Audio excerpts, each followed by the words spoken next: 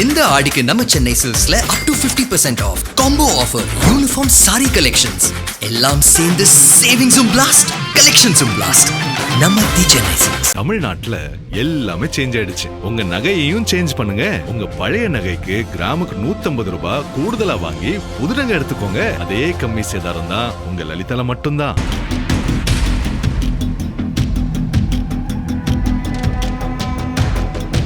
திரிபுரா மாநிலத்தின் காவல்துறை தலைவர் அனுராக் தன்கர் எடுத்த விபரீத முடிவு ஒட்டுமொத்த மாநிலத்தையும் அதிர்ச்சியில் ஆழ்த்தி இருக்கிறது. முதல்வர் மணிக் ஷாஹா தலைமையிலான பாஜக ஆட்சி திரிபுரா மாநிலத்தில் நடைபெற்று வருகிறது. அங்கு மாநிலத்தின் டிஜிபியாக அமிதாப் ரஞ்சன் பணியாற்றிய நிலையில் கடந்த ஆண்டு மே மாதம் புதிய டிஜிபியாக அனுராக் தன்கர் நியமிக்கப்பட்டார். இந்நிலையில் மாநிலத்தின் சிறந்த அதிகாரியாகவும் நேர்மையானவராகவும் திகழ்ந்து வந்த அனுராக் தன்கர் ஜூலை 20ஆம் தேதி தனது அலுவலகத்தின் கழிவறையில் சடலமாக தொங்கிய நிலையில் கண்டெடுக்கப்பட்டார்.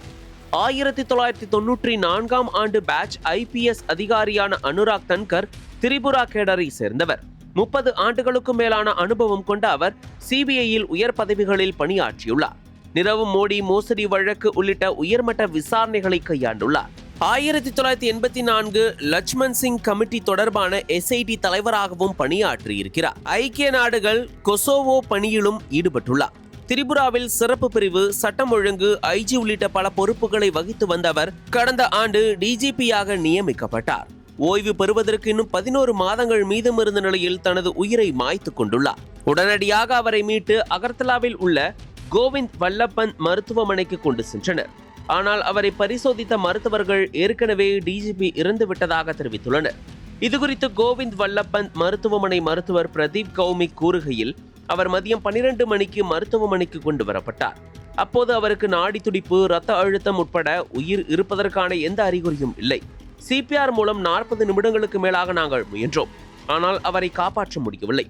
பிரேத பரிசோதனைக்கு பிறகு இறப்புக்கான சரியான காரணம் தெரிய வரும் என்று தெரிவித்துள்ளார். இச்சம்பவத்தை தொடர்ந்து முதல்வர் மணிக் ஷாஹா, தலைமைச் செயலாளர் JK சின்ஹா மற்றும் பிற மூத்த அரசு அதிகாரிகள் மருத்துவமனைக்கு சென்றனர். எதற்காக DGP அனுராக் தன்கர் இந்த விபரீத முடிவை எடுத்தார் என்பது இன்னும் தெரியவில்லை. அண்மை காலமாக DGP அனுராக் தன்கர் மன அழுத்தத்திற்கு ஆளாகி இருந்ததாக மாநில எதிர்க்கட்சி தலைவர் தெரிவித்துள்ளார். மேலும் உரிய விசாரணை நடத்தி உண்மையான காரணத்தை வெளியே கொண்டு வர வேண்டும் என்று அரசை வலியுறுத்தியுள்ளார். இந்த நிலையில் இந்த விவகாரத்தில் உண்மையை கண்டறிய மாநில அரசு விசாரணை குழுவை அமைத்து அதிகாரப்பூர்வமாக விசாரணையை தொடங்கியுள்ளது. மாநிலத்தின் காவல்துறை தலைவர் ஒருவரே தனது அலுவலகத்தில் விபரீத முடிவு எடுத்துள்ள சம்பவம் சக காவல் அதிகாரிகள் மற்றும் பொதுமக்களிடையே பெரும் அதிர்ச்சியையும் பரபரப்பையும் ஏற்படுத்தியிருக்கிறது.